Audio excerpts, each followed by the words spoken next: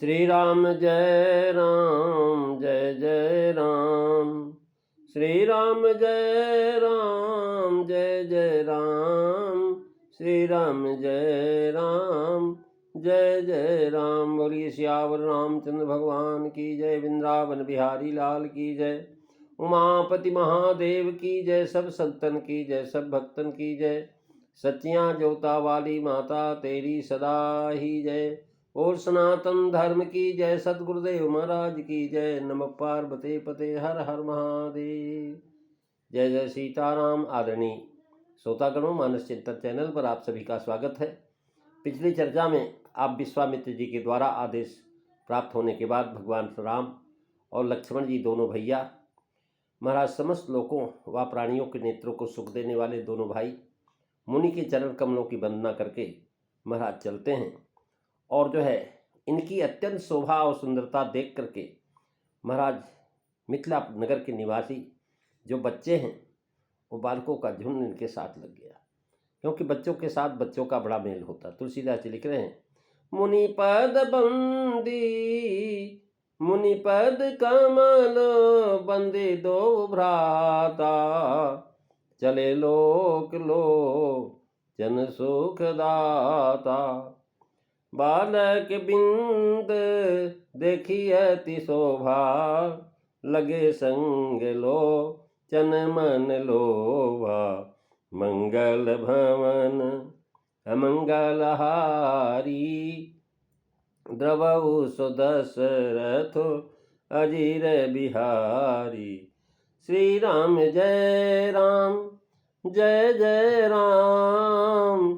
श्री राम जय राम जय जय राम।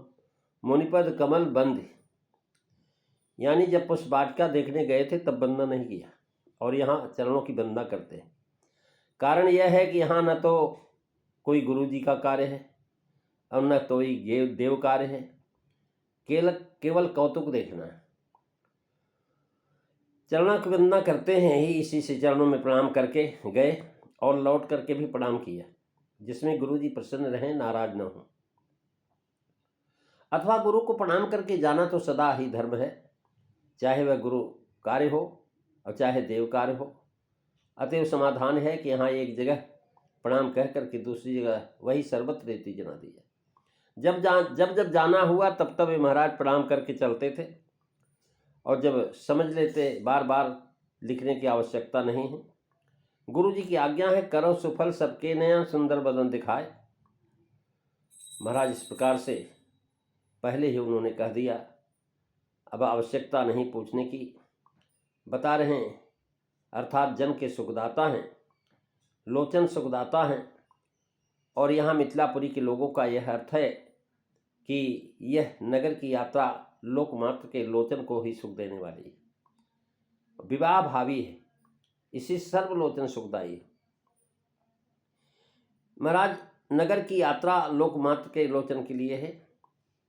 सभी के नेत्रों को आपके दर्शन से सुख होता है, जनकपुर वासियों को भी सुख होगा। महाराज राम जी को देखा तो बच्चे आकर्षित हो गए भगवान के रूप को देख करके। बालक बिंदो देखी अति शोभा। लगे संग लो चन सुमन लोभा। देखिए अति शोभा का, जनकपुर के लोग देवताओं से भी अधिक सुंदर हैं। नगर नार नर रूप निधाना। सुधर्म सुशील सुजाना। तीनों देख सब सुरपुरवासी। भय नखत जन बिन उजियारी।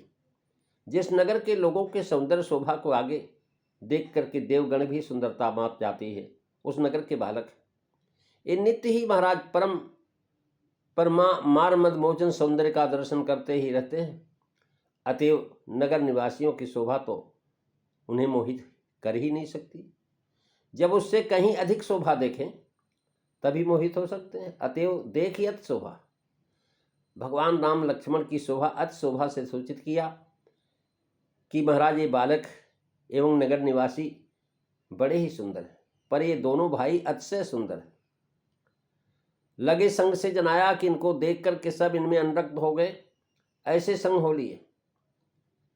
यानी इस प्रकार से संग लगना कह करके आगे उसका अकारण कहते कि लोचन मन लोभा। लोचन और मन दो वस्तुएं महाराज। लोचन मन लोभे कहने का भाव यह है कि लोभा एक वचन कैसे कहा। उत्तर यह है कि भाषा में एक वचन बहुवचन का विचार सब जगह नहीं रहता। जैसे यहाँ एक वचन का प्रयोग है ऐसे अन्यत्र भी लिखा गया है। और महाराज राम लखन सी सुंदरताई सब चितवं चित मन मत लाई। नेत्रिंद्री को लुब्ध हुई। पहले आंख महाराज दे देखे आंख लुब्ध हो गई। और उसके बाद जो है कह रहे हैं महाराज इनकी सुंदरता को देख करके मन अतः उसी क्रम से कहा कि मन इंद्रियों का राजा है। नेत्र दीवान है। दीवान जिसका आदर करे राजा उसके बस हो जाता है। दृग्देवन के जही आदरे मन ते ही हाथ बिकाए। श्री राम लक्ष्मण जी की अनुपम रूप सिंधु की अद्भुत महिमा। पहले विदेह महाराज जनक सरीखे ब्रह्मलीन परम बैरागी विज्ञानी वृद्ध ब्राह्मण क्षत्रियवाद जो थे उनको मोहित करने के लिए कैसी समर्थ हुई यह सुचारू रूप से जताया गया। अब समाज के दूसरे छोर की दशा बताते हैं। पहले तो विद्ध और श्रेष्ठ लोग थे, अब बालक हैं। बालक ज्ञानी विज्ञानी विरागी नहीं। इससे अभी सिद्ध हुआ कि अज्ञानी अनपढ़ बालक और विज्ञानी परम विरागी ब्रह्मलीन विदेह की एक सी यह दशा हुई। उन परम विरागी विद्धों से भी ये बालक महाराज अधिक बड़भागी, क्योंकि ये तो बिना कुछ सोच विचार किए कठपुतलियों के समान संग लग गए। संभाषण संस्पर्श वार्तालाप का सुख भी ये बालक लौटेंगे। यह सब जनकपुरी में और किसी को नहीं मिला जो बच्चों को मिला। महाराज ये सौभाग्य सबको नहीं मिलता। यानी जो है एक कला की विशेषता है। देश काल और कार्यक्रम जिसका मतलब यह था कि एक अंश और दूसरे अंश से इन बातों का इतना अंतर नहीं होना चाहिए।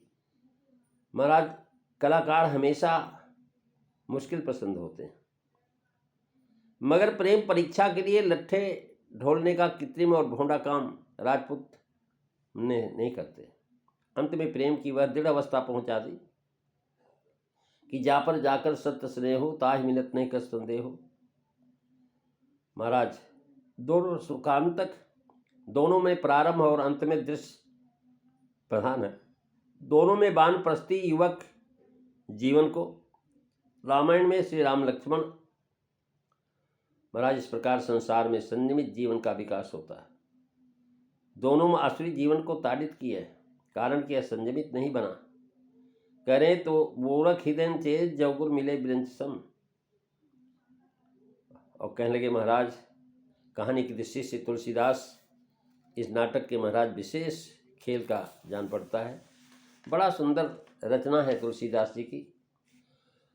अमानुषिक व्यक्तियों का प्रयोग है।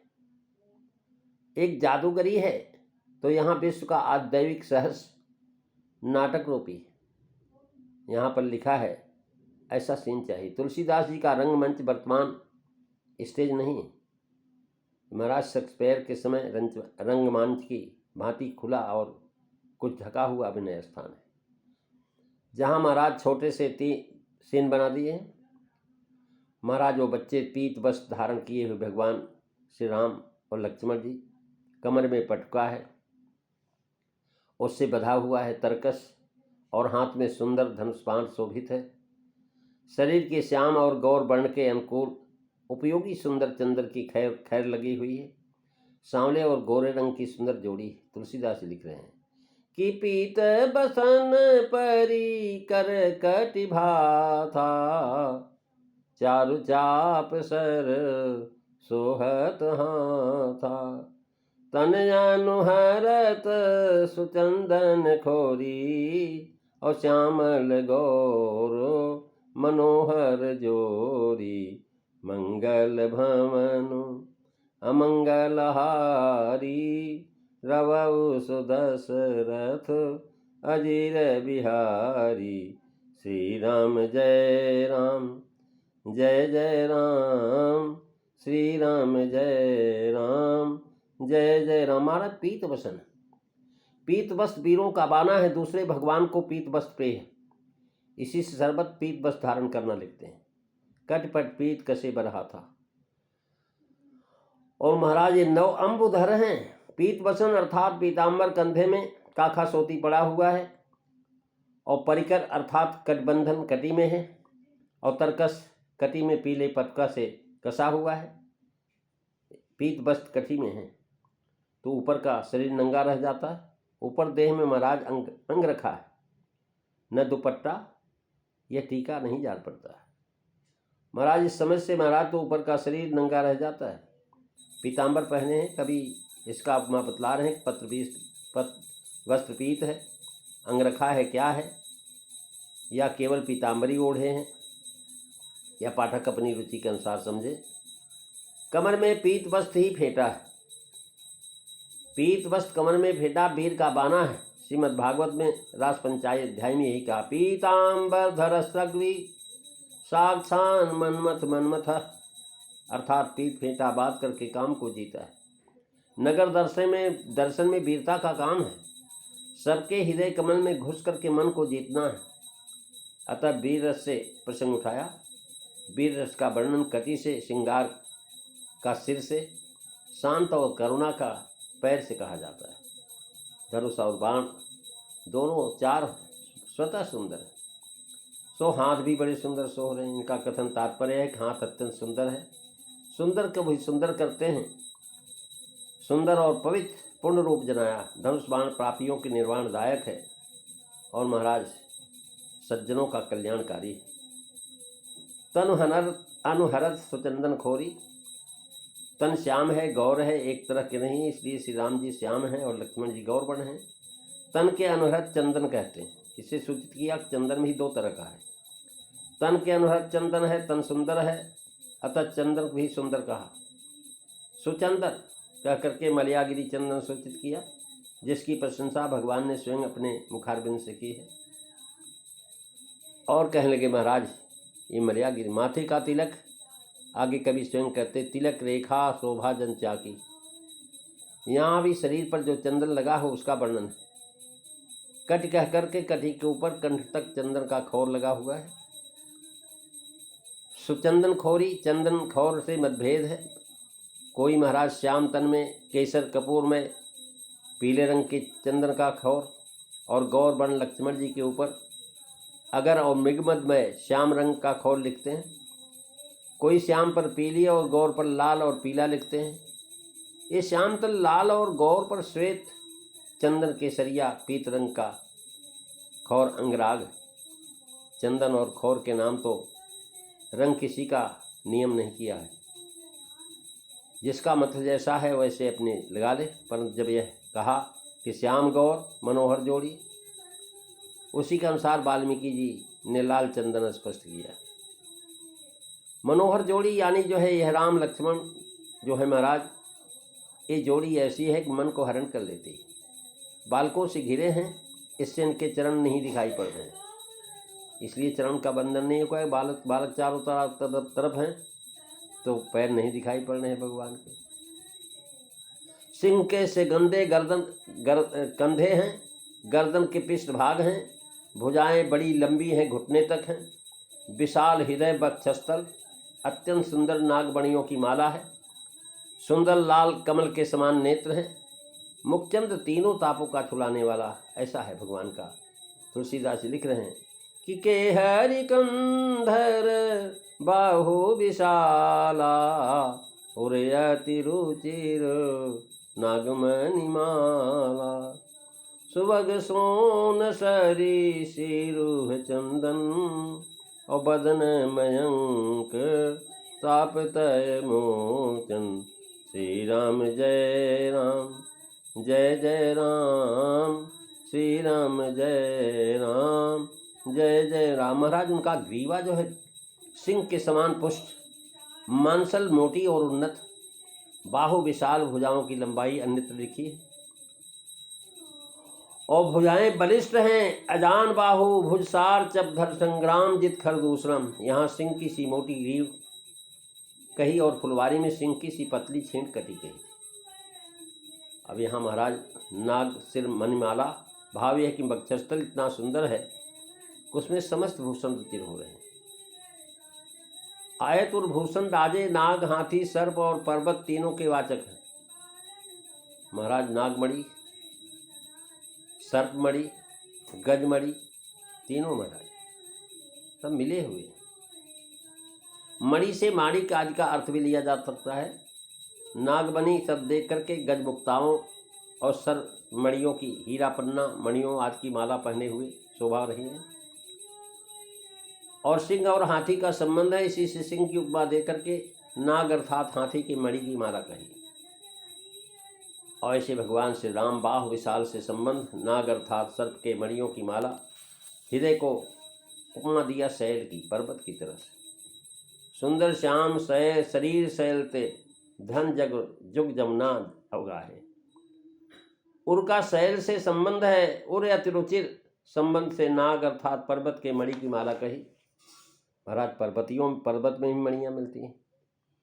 कह रहे हैं कि रामचंद्र जी लक्ष्मण जी मुनि भय हरणार्थ जो है महर्षि विश्वामित्र के साथ सहर्ष गए हुए हैं, और उनके जाने पर महाराज दशरथ ने उनको पितृत्व दे दिया है।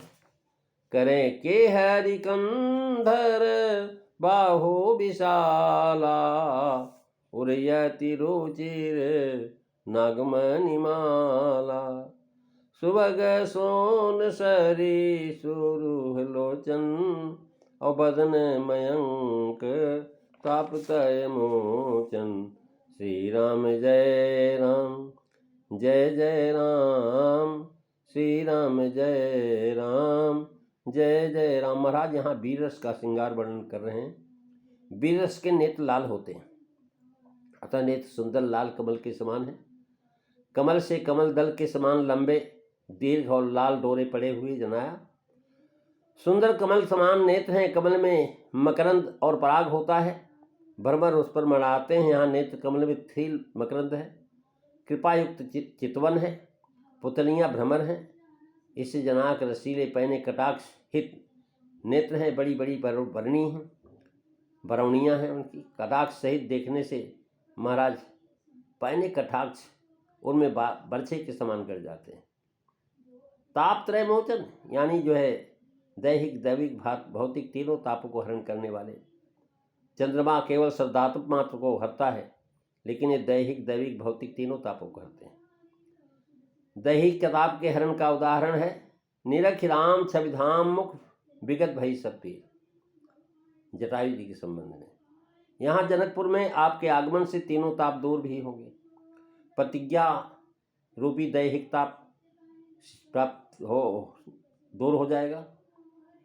जब निपो द्वारा उत्पन्न भौतिकी ताप, क्योंकि धनुष टूटने के पश्चात महाराज लड़ने के लिए हो जाते हैं तैयार। भौतिक ताप क्षुद्र जीवों का द्वारा होता है। वैसे दुष्ट राजा अतनीच हैं, और परशुराम का गर्भ सहित आगमन और रोष देख करके महाराज ये भी एक बड़ा भयानक ताप था, ये भी ताप मिट गया। अथवा 4 प्रकार के भक्त हैं, उनमें जो ज्ञानी भक्त हैं उनको तो कोई भय नहीं। आर्त अर्थार्थी और जिज्ञासु इन तीनों तापों को दूर करने वाले वहाँ परशुराम जी को देखा। तापत्रय अर्थात अज्ञानी जिज्ञासु और ज्ञानियों के तीनों ताप हरते हैं। अज्ञानियों को जिज्ञासा, जिज्ञासुओं को ज्ञान, और ज्ञानियों को जीवन मुक्त की दृढ़ता कराते हैं। इस समय शरद ऋतु है। आज आश्विन शुक्ल चतुर्दशी युक्त पूर्णिमा का दिन है। धनुर्भंग की चिंता रूपी सरदातप से विदेह जनक आदि बड़े ज्ञानी विरागी तथा समस्त मिथिलावासी संतप्त हैं और राका शशि हैं, यह वंदना में कहा गया है। अब जनकपुरी के नर नारी तथा जनक तीनों का ताप मिटाने वाले, और उनके कानों में महाराज कनक फूल विराजमान है, मयूराकृत है, कानों में कनक फूल है, पुष्पाकृत कुंडल है, शोभा दे रहे हैं। भाव कि इनके कानों में पड़ जाने से कनक फूलों की शोभा है। देखते ही देखने वालों के चित्त को मन को चुराए लेते हैं। उनकी चितवन अवलोकन दृष्टि, नेत्रों का कटाक्ष मोहनी है, और भवें जो महाराज श्रेष्ठ सुंदर और टेढ़ी तिरछी हैं। तिलक की रेखाएं ऐसी जान पड़ती हैं कि मानो शोभा पर मुहर लगा दी गई। कहते कानन कनक फूल छवि देहि चितवहि चोरी चितवत चितहि चोरी जनु लेहि चितवन चारु भिगुटी बर बाकी और तिलक रेख सो भाजनु चाकी मंगल भवन अमंगलहारी द्रवहु सुदशरथ अजिर बिहारी। श्री राम जय राम जय जय राम, श्री राम जय राम जय जय राम। कानों में कनक फूल अत्यंत शोभा दे रहे हैं, यह स्पष्ट अर्थ तो है ही, पर चितवत चिते चोर जन ले ही संबंध में एक अर्थ इस प्रकार होता है कि कानन यानी कनक धतूरा कान बन गया है। जैसे धतूरा खा के आदमी पगला जाता है, ऐसे इनके कान में जो कनफूल है उसको महाराज जो देखता नशा हो जाता है उसको। छवि दें, छवि को देख करके चित्त को चुरा लेते हैं। जैसे वन में धतूरे का अमल बटोही को देख करके ठग उसका धन चुरा लेते हैं, वैसे ही कान रूपी वन में कनक फूल रूपी ठग छवि रूपी धतूरे का अमल दे करके दर्शक रूपी बटोही जो बच्चे हैं उसके चित्त को चुरा लेते हैं। धतूरा बेहोश कर देता है, और जो महाराज भगवान के देखने वाले दर्शक हैं ये तन मन वचन से शिथिल हो जाते हैं। महाराज कनक फूल है, अपनी छवि से देखने वालों को उन्मत्त करा देते हैं। जैसे विष दे करके लोग बेहोश कर देते हैं, वैसे कानन सब देख करके महाराज बन आज अर्थ भी करना खींचातानी है। कनक फूल धतूरे के फूल के आकार का कुंडल कहलाता है। और कह रहे हैं चितवन चार मान मन हरनी, चार बिकुट बट भाकी, यानी भावों की टेढ़ाई।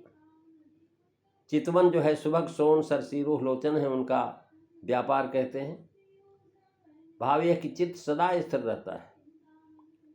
चितवन कटाक्ष जो श्रृंगार का मूल है। भाव कटाक्षान हेतु श्रृंगारे बीज माध्यमम प्रेम मान प्रणयश्च स्नेहो रागोपि स्मितः अनुराग साये सादंकुर पल्लव स्तदा, यानी नेत्र और चितवन दोनों को कहकर के जनाया केवल नेत्र ही नहीं, उनका देखना भी बड़ा सुंदर है। आंख बड़ी हो और देखना अगर गलत है तब कहे बुरी आंख वाला है। भौहें की टेढ़ाई उदासीनता की मुद्रा है। महाराज उसमें बर विशेषण लगा करके उत्तम उदासीनता दिखाई। अपने कुल की लिए कोई कुछ चाह नहीं चाहते, परियाचक मात्र के लिए उदार। ऐसे ऐश्वर्यदेशी महाराज दशरथ के पुत्र राम और लक्ष्मण जी। तिलक की रेखा तो मानो शोभा की चांकी अर्थात छाप लगा है।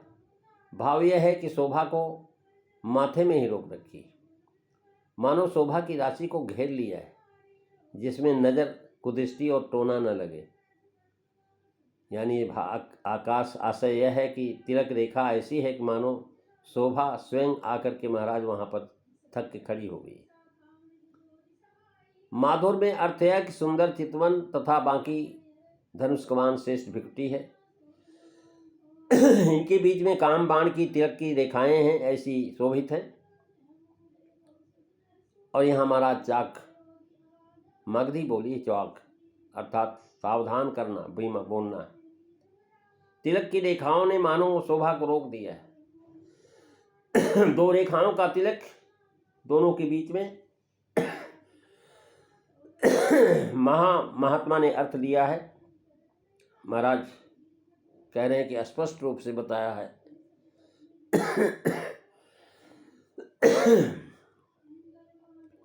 सुंदर सिर पर सुबह चौगोसिया टोपी है, काले घुघराले बाल हैं।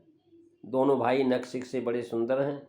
संपूर्ण शोभा जहाँ जिस अंग में जैसी चाहिए वैसी दिखाई पड़ रही। तुलसीदास जी लिख रहे हैं, रुचिर चौतनी सुभग सिर बेचक कुंचित केश नखशिक सुंदर बंधु दो शोभा सकल सुदेश मंगल भवन अमंगलहारी दबऊ सुदशरथ अजिर बिहारी। श्री राम जय राम जय जय राम, श्री राम जय राम जय जय राम। आज बस इतना ही, अगली चर्चा आप अगले दिन श्रवण करेंगे। बोलिए सियावर रामचंद्र भगवान की जय। श्री राम जय राम जय जय राम।